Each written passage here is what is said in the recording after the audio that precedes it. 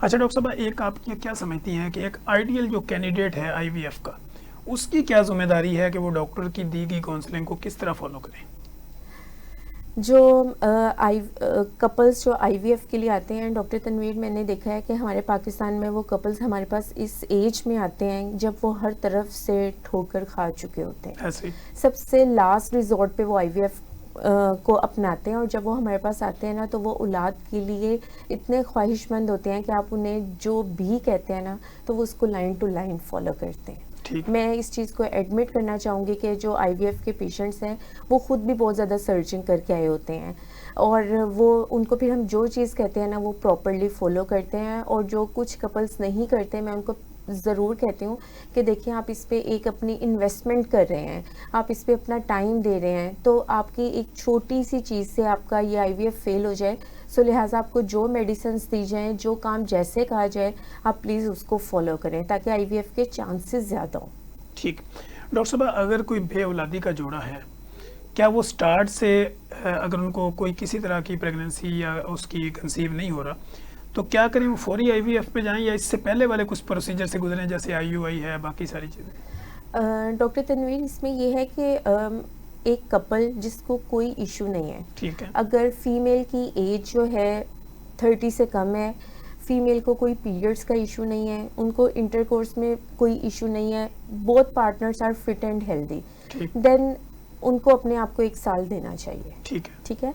अगर 1 साल के बाद भी उनको कंसीव नहीं हो रहा और फीमेल की एज 30 से कम है, तो उन्हें फिर एक प्रॉपर इनफर्टिलिटी एक्सपर्ट को दिखाना चाहिए। लेकिन ये डेफिनेशन चेंज हो जाती है अगर फीमेल की एज 35 या 35 से ज़्यादा हो। उस केस में सिर्फ आपने 6 मंथ वेट करना है और आपने फ़ौरन इनफर्टिलिटी एक्सपर्ट को दिखाना है। इनफर्टिलिटी सेंटर में आने का बिल्कुल ये मतलब नहीं है कि आपका इनफर्टिलिटी के लिए आईवीएफ किया जाएगा। जब भी आप एक इनफर्टिलिटी में आते हैं, इस सेंटर में आते हैं, तो हस्बैंड एंड वाइफ दोनों के बेसिक टेस्ट किए जाते हैं, जिसमें हस्बैंड के केस में जस्ट एक सिंपल टेस्ट सीमन एनालिसिस है, और फीमेल्स के कुछ ब्लड टेस्ट होते हैं, कुछ हार्मोन्स के टेस्ट होते हैं, अल्ट्रासाउंड किया जाता है, और समटाइम्स सिंपल मैनेजमेंट से ये पेशेंट कंसीव कर जाते हैं, सिंपल बाय गिविंग मेडिकेशंस। ठीक है, यानी उसमें प्रोसीजर में नहीं जाना पड़ता। लेकिन हमारे यहाँ ये मिथ बहुत कॉमन है कि इनफर्टिलिटी सेंटर का कह दिया अब तो हमारा कोई ना कोई प्रोसीजर होगा, तो ऐसा नहीं होता।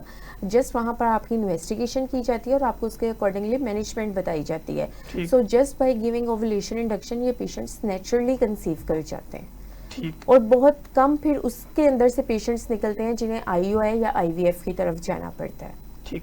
डॉक्टर साहब, आपकी नज़र में बीइंग कंसल्टेंट गायनोकोलॉजिस्ट, आप क्या समझती हैं कि जो बच्चादानी के साथ किसी भी तरह की सिस्ट फाइब्रॉइड का बनना, क्या ये भी आपको कन्वर्ट कर सकता है बेऔलादी में? जी डॉक्टर तनवीर, बिल्कुल। अगर फाइब्रॉइड या ओवेरियन सिस्ट, फाइब्रॉइड जो है वो बच्चेदानी की रसोली को कहते हैं और ओवेरियन सिस्ट अंदर दानी की थैली को कहते हैं। ठीक है।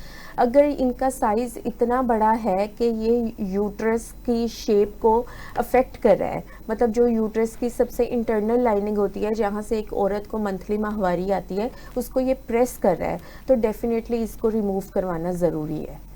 अदरवाइज ये भी एक इनफर्टिलिटी की रीज़न होती है, लेकिन ज़रूरी नहीं कि हर फाइब्रॉइड रिमूव करवाना पड़े, सो इसके लिए एक्सपर्ट ओपिनियन बहुत ज़रूरी है। ठीक है। अच्छा डॉक्टर साहब, दूसरा ये है कि जो ट्यूब्स बंद हो जाती हैं, लोग एक कॉमन टर्म यूज़ करते हैं कि इसकी ट्यूबें बंद हैं। हाँ जी। बंद होने की वजह क्या होती है? डॉक्टर तनवीर, इसकी बहुत सी रीज़न्स हैं। सबसे पहले मैंने जो अपने प्रैक्टिस में देखा ना कि शादी कोई एक माह होता है और ससुराल वाले या आपको लेकर एक दाई के पास चले जाते हैं। We got interfered by thy a lot. ठीक है जी, दाई ने अंदर से एग्जामिनेशन किया है या उसने कोई चीज़ रख दी है कि आपकी तो बच्चेदानी का मुंह बंद था या कुछ भी, आपकी ट्यूबें बंद थी, आपके पेट में बच्चेदानी में सोज है, इस तरह करके वो अंदर कुछ ना कुछ या तो एग्जामिनेशन करती हैं या अंदर कोई चीज़ रख देती हैं। सो वो एक इन्फेक्शन इंट्रोड्यूस कर देती हैं, एक पेल्विक इन्फेक्शन, एक जेनिटल इन्फेक्शन होता है, और वो मज़ीद इनफर्टिलिटी का बाइस बनता है, जैसे पेल्विक इन्फ्लेमेटरी डिजीज़। दूसरा, हमारी कंट्री में ट्यूबरक्लोसिस बहुत कॉमन है, उसकी वजह से ट्यूब्स ब्लॉक्ड हो जाती हैं। अगर किसी की पहले कोई एक्टोपिक प्रेगनेंसी हो, उसकी सर्जरी हुई हो, उसमें ट्यूब ब्लॉक होने का चांस होता है, और पेट के निचले हिस्से की कोई भी सर्जरी, समटाइम्स फाइब्रॉइड की, एंडोमेट्रियोसिस की या ओवेरियन सिस्ट की सर्जरी की जाए तो उसमें भी ट्यूबल ब्लॉकेज होने का खतरा होता है। ठीक हो। डॉक्टर साहब, कहा यह जाता है कि इसका बच्चा जो है ना वो ट्यूब में पैदा हुआ, यानी ट्यूब में हमल हो गया यूट्रस से हट के, तो क्या ये बच्चा भी हेल्दी होता है? बिल्कुल नहीं, ठीक है। नो।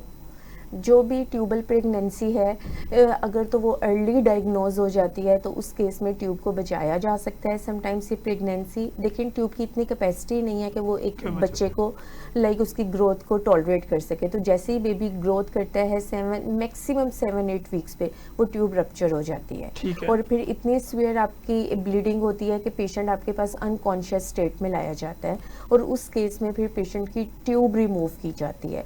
सो अगर एक टॉपिक प्रेगनेंसी है और कोई आपको ये कहे नहीं आप वेट करें ये सही हो जाएगा या कुछ भी, तो अ बिग क्राइम। ठीक हो। अच्छा डॉक्टर साहब, दूसरा हम देखते हैं कि फीमेल्स में ज़्यादातर जो है ना लोअर एब्डोमिनल पेन रहता है, जिसको हम PID भी कहते हैं। इसकी बेसिक काज क्या होती है? इसकी जो बेसिक कॉजेज़ हैं, लोअर एब्डोमिनल पेन की बहुत सी कॉजेज़ हैं। ठीक है। ठीक है, starting from UTI, vaginal discharge, और लाइक एंडोमेट्रियोसिस, और बहुत सी रीजंस ऐसी हैं जिसमें पेशेंट लाइक आपको लोअर एब्डोमिनल पेन की कॉन्टिन्यूसली कंप्लेन करता है। प्री मेंस्ट्रुअल सिंड्रोम भी होता है जिसमें पीरियड्स आने से कुछ 7 to 10 days ago patient complain करने लग जाते हैं लोअर एब्डोमिनल पेन की। आपने स्पेसिफिकली इसमें PID का जिक्र किया, वो पेशेंट्स जिनको बहुत ज़्यादा वजाइनल डिस्चार्ज का इशू होता है उसमें PID के चांसेस बहुत ज़्यादा होते हैं।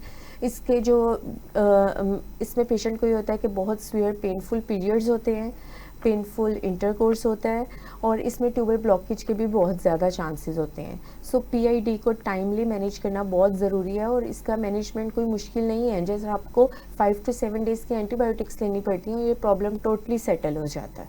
ठीक है। डॉक्टर साहब, ज़्यादातर फीमेल्स में जो ना पेट के फूलने की बड़ी लोग कंप्लेंट्स के साथ आती हैं कि मेरा पेट फूलता रहता है हर वक्त।